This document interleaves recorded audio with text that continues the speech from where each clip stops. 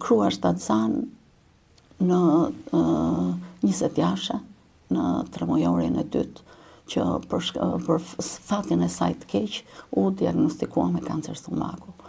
Më ka bërë përshtypje se sa e fort ishte nëna. Nëna nuk mendonte për veten, mendonte për fëmijën. E kishte fëmijë tepër të dëshiruar. Familjarët mendonin për nënën.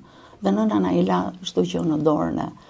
Dhe si shkoi si rast? Nëna doli mirë, po për herë të parë vura re sado që nëna u zgjua të gjithë qanin, sepse gjithë mendonin, na i kishin besuar ne dhe i kishin të sigurt që do dilte, po gjithë mendonin çfarë do ndodhej në të ardhmen.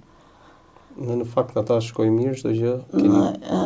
Për fat keq nëna u detyrua të ndërpriste shtatzanin për shkak sepse i kishte një lloj smundje onkologjike shumë agrafuese dhe duhet të fillonte menjëherë kimioterapin.